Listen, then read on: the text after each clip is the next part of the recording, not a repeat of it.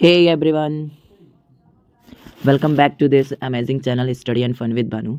So अभी हम लोग आज के वीडियो में चैप्टर 5 जिसका नाम है पीरियोडिक क्लासिफिकेशन इसको करने वाले हैं। तो आइए बिना देर किए इसको शुरू करते हैं। तो पहले हमें क्या करना है, इस चैप्टर का नाम है पीरियोडिक क्लासिफिकेशन। पीरियोडिक क्लासिफिकेशन का मतलब ये होता है किसी चीज़ को हम लोग पीरियोडिक टेबल जो पढ़ते हैं उसका क्लासिफिकेशन कैसे हुआ उसके बारे में इस चैप्टर में पढ़ेंगे। तो सबसे पहले हम लोग अगर इंट्रोडक्शन में देखा जाए तो इंट्रोडक्शन में ये दिया हुआ कि जो क्लासिफिकेशन था एलिमेंट्स का वो मेटल्स और नॉन मेटल में क्लासीफाई किया गया है। उसके बाद से जो एलिमेंट्स है वो पजेस करते हैं जैसी प्रॉपर्टी उस हिसाब से उन्हें मेटल्स में या नॉन मेटल्स में उन्हें क्लासीफाई किया गया है। तो जो लोग जो मेटल्स की भी प्रॉपर्टी बताते हैं, मतलब जो एलिमेंट्स मेटल्स की भी प्रॉपर्टी शो करते हैं और नॉन मेटल्स की भी प्रॉपर्टी शोज करते हैं, उन्हें हम बोलते हैं मेटेलॉइड्स। ठीक है। उसके बाद से क्या बोला है, ये जो क्लासिफिकेशन था वो फाउंड हुआ इनसफिशिएंट। क्यों इनसफिशिएंट फाउंड हुआ? Later on a number of chemist attempt किए, कई और केमिस्ट लोग आए और क्लासिफिकेशन किए फिजिकल और केमिकल प्रॉपर्टीज देख के एलिमेंट्स का। तो एज अ रिजल्ट फॉर्म एक टेबल बनाता है जिसे हम बोलते हैं पीरियोडिक टेबल। तो पीरियोडिक टेबल क्या है? The table giving the arrangement of the known elements according to their properties so that their similar elements fall within the same vertical columns, dissimilar elements are separated। तो periodic table एक ऐसा table है जिसमें arrange किया गया हर एक elements को together with the similar properties के साथ एक वर्टिकल कॉलम और एक हॉरिजॉन्टल कॉलम में। उसके बाद से हम लोगों को देखना है, तो सबसे पहले जो केमिस्ट थे जिनका नाम था डोबर्नियर ट्राइड्स, तो इन्होंने क्या किया था, इनका जो ट्राइड इन्होंने जो बनाया उनमें उसके अंदर इन्होंने क्या डिफाइन किया, कैसे इन्होंने क्लासिफिकेशन किया।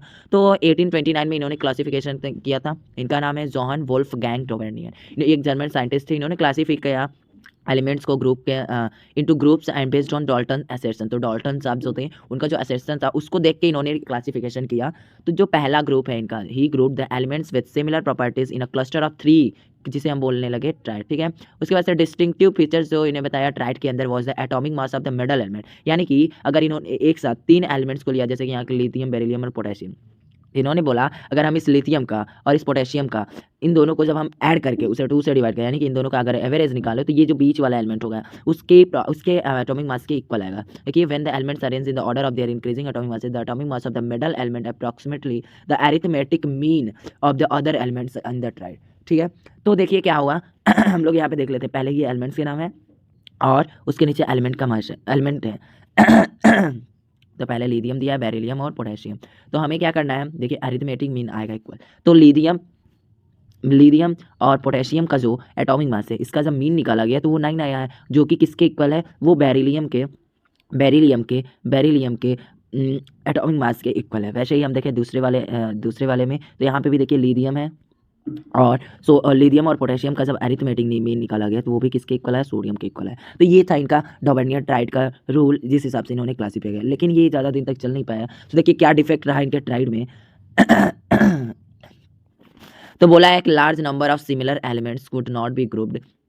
इन्होंने जो लार्ज नंबर था सिमिलर, तो देखिए इन्होंने क्या किया, इन्होंने जो large number of similar elements थे उन्हें ग्रुप किया इनटू ट्राइड्स, जैसे कि आयरन हो गया, मैंगनीज और निकल्स हो गया।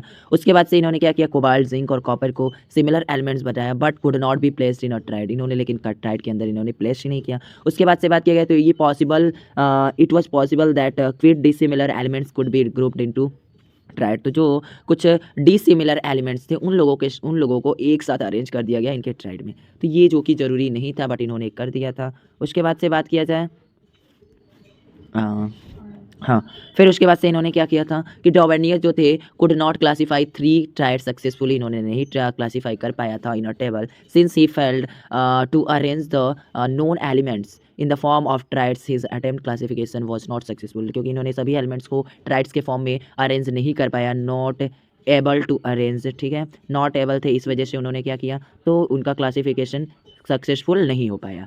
फिर उसके बाद से आते हैं सेकंड केमिस्ट जिनका नाम था न्यूलैंड्स, जिन्होंने ऑक्टेव का अपना लॉ दिया। तो देखते हैं इनका न्यूलैंड्स का जो ऑक्टेव लॉ था वो क्या था। तो न्यूलैंड जो थे इन्होंने अरेंज किया एलिमेंट्स को इन the increasing order of atomic masses. He started the elements having lowest atomic mass hydrogen and ended with the thorium was the 56th element. तो पहला एलिमेंट था इनका हाइड्रोजन और लास्ट एलिमेंट था वो 56th एलिमेंट था, जो कि जिसका नाम क्या था, थोरियम। तो इन्होंने एलिमेंट का जो इंक्रीजिंग ऑर्डर था एटॉमिक मासेस का उसके बेसिस पे इन्होंने क्या किया, इसको क्लासीफाई किया।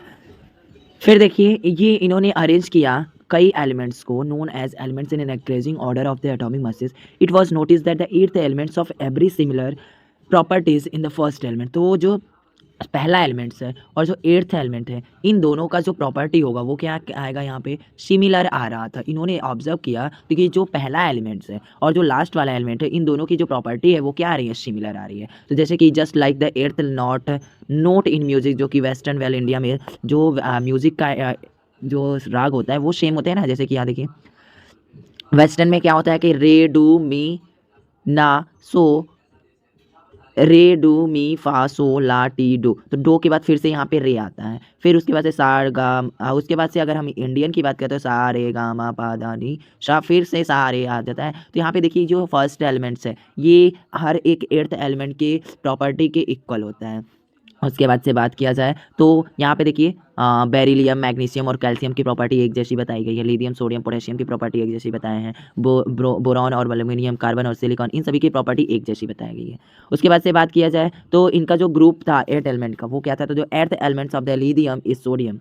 जो एर्थ एलिमेंट्स है जो कि लिथियम के बाद सोडियम है, in many chemical properties it is similar to lithium. तो देखिए जो सोडियम होता है वो लिथियम के बिल्कुल सिमिलर होता है। हर एक अगर कई केमिकल प्रॉपर्टीज अगर मेंशन किया जाए तो एक लिथियम जो होगा वो ज़्यादा सिमिलर मिलेगा किसके, सोडियम के। तो इस वजह से बताया गया है जो इनका एर्थ एलिमेंट्स थे ये दोनों एक दूसरे के सिमिलर मिलते थे। उसके बाद से देखिए क्या बोला है कि जो the eighth elements of the fluorine is chlorine, both of which are similar in their properties। Eight elements from nitrogen is phosphorus, this elements are similar in the properties. तो यहाँ पे क्या बताया गया है कि जो ये एलिमेंट्स रहते हैं, जैसे कि फ्लोरीन का जो बाद जो एर्थ एलिमेंट्स आएगा वो क्लोरीन है, फिर उसके बाद से नाइट्रोजन के बाद जो एर्थ एलिमेंट आएगा वो फॉस्फोरस है, ठीक है।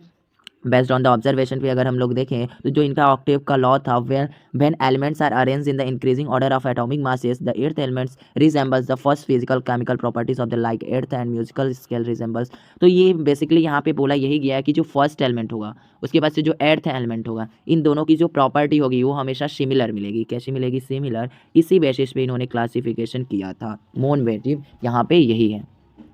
उसके बाद से बात किया जाए तो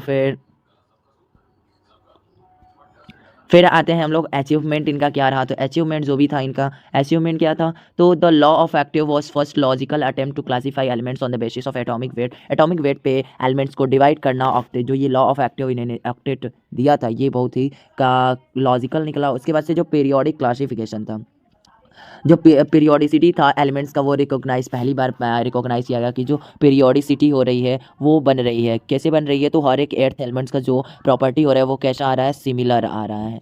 उसके बाद से क्या बात किया गया, उसके बाद से क्या हुआ, फिर बोला है कि जो हाँ, फिर उसके बाद से इन 1860 की बात करें तो कॉन्फ्रेंस केमिस्ट कार्ल शू, जर्मनी के रहने वाले थे, एक यंग रशियन केमिस्ट थे जो कि दिमित्री मेंडलीव थे। उन्होंने अटेंड किया था इस कॉन्फ्रेंस को और डीपली इन्फ्लुएंस किया कि जो थेसिस है present by the Stanley Oslo, Cannizzaro, which described Cannizzaro's method of determining atomic mass of the elements.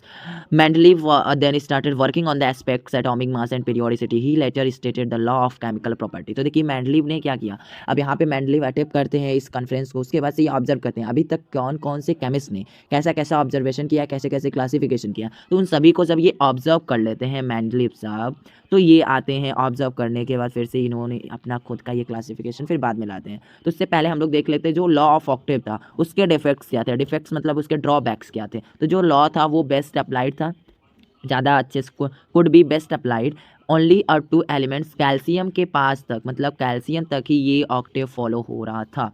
Calcium के आगे अगर हम जाते तो ये ऑक्टेव फॉलो हो ही नहीं पा रहा था। न्यूली डिस्कवर्ड जो एलिमेंट्स थे वो उसके अंदर हम फिट कर नहीं पाते, तो not fitted newly discovered elements को नहीं फिक्स कर सकते। उसके बाद से बोला कि जो फीचर था रिजेंबल्स एर्थ एलिमेंट्स का, वो arrange in increasing order of the atomic masses, not successful in the heavier element. तो जैसे कि इंक्रीजिंग एटॉमिक मासेस पे तो करते थे, बट कुछ एलिमेंट्स ऐसे थे कि जिनका जो एटॉमिक मास था वो ज़्यादा क्या था, हैवियर था। क्या था, हैवियर था, इस वजह से वो सक्सेसफुल नहीं हो पाया, ठीक है। तो फिर हम नेक्स्ट है उसके बाद से लोथर मेयर कर्व्स क्या था इसके बारे में देख लेते हैं। 1870 में जर्मन केमिस्ट थे जिन्होंने प्लॉट किया atomic volume of the elements और उसके अगेंस्ट इन्होंने बताया कि मॉसेस के वजह से फिर from this graph he was able to produce a showing table periodic arrangement of the elements, इसके इन्होंने बता पाया। फिर हम लोग अब इस वीडियो में बस इतना कवर करेंगे। नेक्स्ट वीडियो में हम लोग मेंडलीव का जो पीरियोडिक टेबल था उसे कवर करेंगे, इनके अचीवमेंट के बारे में करेंगे, सिस्टमेटिक एलिमेंट्स के बारे में, पीरियोडिसिटी के बारे में करेंगे। तो अभी वीडियो को खत्म करते हैं। आई थिंक आपको वीडियो पसंद आया होगा, और अगर अच्छा लगा तो अपने दोस्तों के साथ इसे शेयर करें, चैनल को सब्सक्राइब भी ज़रूर करें।